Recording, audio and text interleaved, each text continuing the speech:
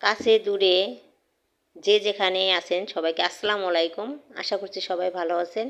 আজকে আরেকটি নতুন ডেইলি ব্লগে সবাইকে স্বাগত। ভিডিওটি দেখে যাবেন। আর দেখার শুরুতে সবাই লাইক দিয়ে দেখা শুরু করবেন, আর বেশি বেশি করে কমেন্ট করবেন, আর চ্যানেলটি সাবস্ক্রাইব করবেন যারা করেন নাই, আর যারা করেছেন তাদেরকে অসংখ্য অসংখ্য ধন্যবাদ। আর এই তো আমাদের বাড়ির পাশেই নদী, এই নদীর নাম হলো বংশী নদী। তো এই যে এখন কিন্তু জোয়ারের পানিতে নদী প্রায় ভরেই গেছে, আর দেখতে অনেক সুন্দর লাগতেছে।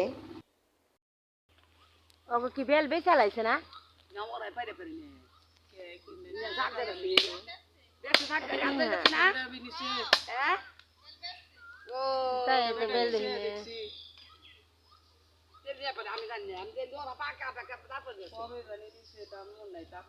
এটা জলফই গাছ না? হ্যাঁ, এটা ফুল আইছে গো। এবার ওইব একবার গাছটা ভরা, গাছটা ভরা এবার হিলে। আমি এখন এখানে রান্না করব। এখানে আছে এই যে পাঙ্গাস মাছ। তো এই পাঙ্গাস মাছ আমি পেঁয়াজ দিয়ে ভুনা করব। আর এই গরমে ডাউল রান্না করব। তো ডাউলের সাথে আছে এই যে এখানে আছে ঢেঁড়স বা ভেন্ডি, যে নামে চিনেন। তো আমি এখন এগুলা দিয়ে আমি কিভাবে রান্না করি এই ঢেঁড়স দিয়া ডাউল দিয়া। তো সম্পূর্ণ ভিডিও দেখতে হলে সবাই আমার পাশে থাকবেন, তাহলেই দেখতে পারবেন যে আমি কিভাবে ডাউল আর ঢেঁড়স দিয়ে রান্না করি। তো এই যে সব কিছু এখানে ধুয়ে পরিষ্কার করে রাখছি। তো এই যে এখানে আছে পেঁয়াজ, ডাউল, রসুন, কাঁচামরিচ। তো আমি এগুলো আগে সব কিছু একসাথে মাখিয়ে ভুনা ডাল, তো এইগুলাই রান্না করব।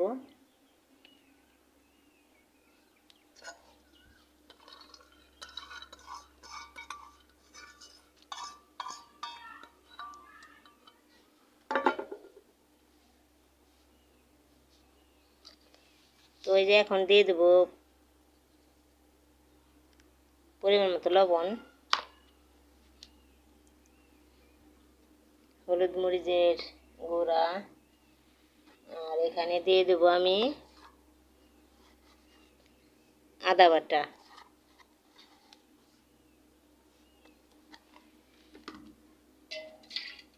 তো এই যে সব কিছু দিয়ে এখন আমি মাখিয়ে নিব। তো এখন আমি তেলটা ঢেলে দিব।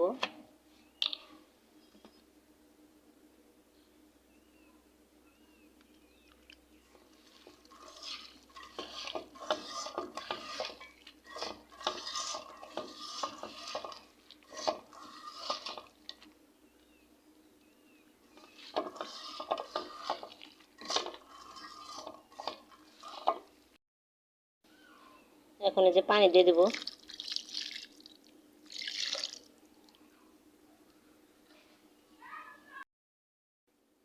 এই যে মাখিয়ে পানি দিয়ে দিলাম।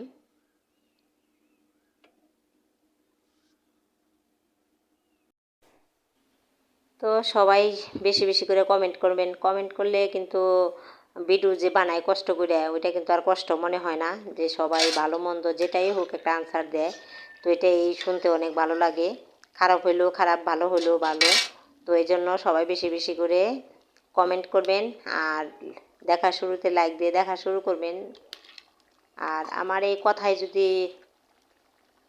বা ভিডিও যদি একটু ভালো লেগে থাকে, তাহলে সবাই আমার এই ভিডিওগুলো দেখে যাবেন। তো এই যে কথা বলতে বলতে এখানে কিন্তু ডালটা গলে গেছে। তো এখন আমি ঢেঁড়সগুলো দিয়ে দিলাম, কারণ আগে দিলে তো এগুলো সব গলে যাবে, তো তার জন্য আমি পরেই দিলাম। তো এখন আমি একটু বলক আনে পরে বাগার দেবো।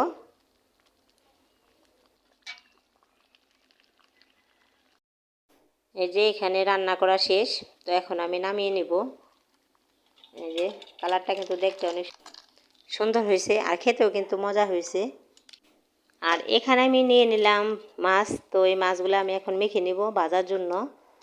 তো এগুলা মাছ কিন্তু ভালোভাবে আমি ধুয়ে নিয়েছি। আর এই মাছ পাঙ্গাস মাছ কিন্তু আমি বাজার থেকে ছুলে নিয়ে আসি, কারণ এটার চামড়া থাকলে খালি তেলে দিলে খালি ফুটে। তো তার জন্য এই মাছগুলো আমি ওইখান থেকে বাজার থেকে ছুলে তারপরে কেটে নিয়ে আসি। তো এই যে হলুদ মরিচ মাখিয়ে নিলাম। এখন আমি মাছগুলো ভেজে নেব।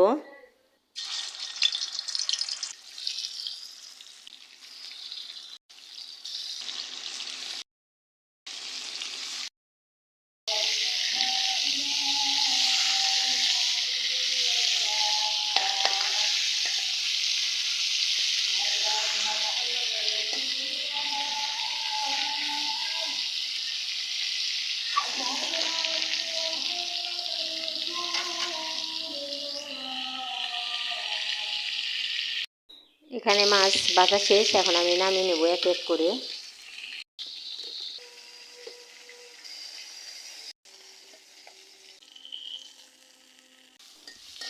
এখানে আমি পেঁয়াজ কাঁচামরিচগুলো ভালোভাবে ভেজে নিব, কারণ এই কাঁচামরিচগুলো যদি বা পেঁয়াজগুলো যদি হালকা ভাজা দিয়ে রান্না করি তাহলে পরে আস্তে আস্তে পেঁয়াজগুলো দেখা যায়।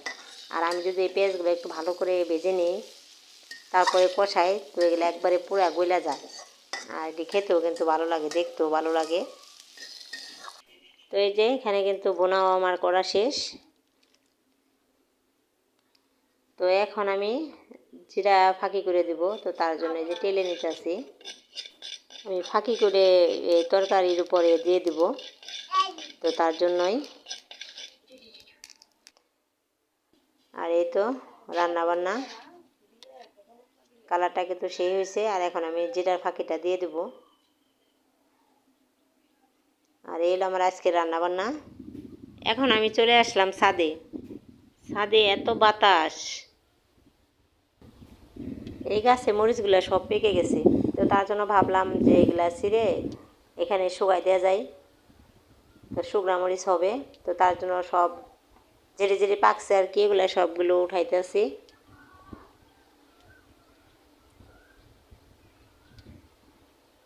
আর এই গাছে ভালোই পাকছে, আর অন্য অন্য গাছে দুই একটা করে আরও অনেকবারই ছিঁড়ে নিছি, কারণ ওগুলোও বাতি হয়েছিল, ওগুলোও ছিঁড়ে নিয়ে শুকাই দিছি।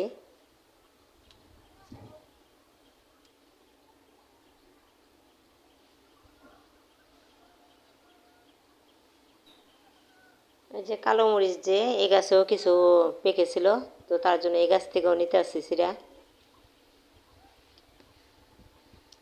আর নিজের লাগানো গাছের থেকে এরকম মরিচ তুলতে বা যে কোনো সবজি তুলতে কিন্তু অনেক ভালো লাগে।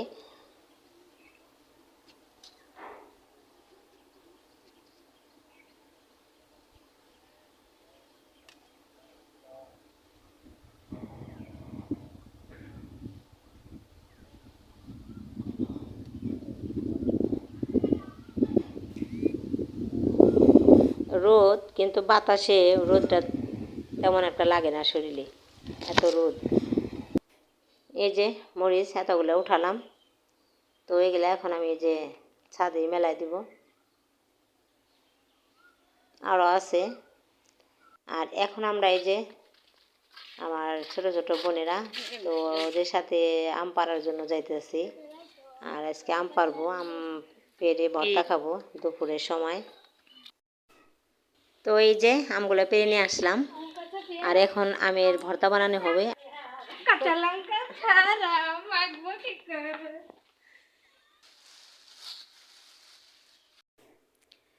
এই যে ব্যাগের ভিতরে আমগুলো ভরা হইতেছে, আমরা কিন্তু এই ব্যাগের ভিতরে আমগুলো বইরে ফাটাবো, তো তার জন্য ভরতে আছে। এটার মজা আলাদা, ওইটার মজা আলাদা। এটা হলো ফাটাইয়ে খাওয়া।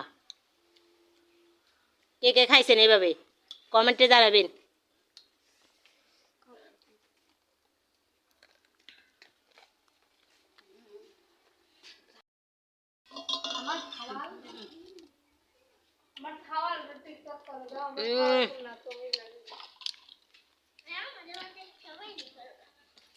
কেমন লাগতেছে তাই কয়া?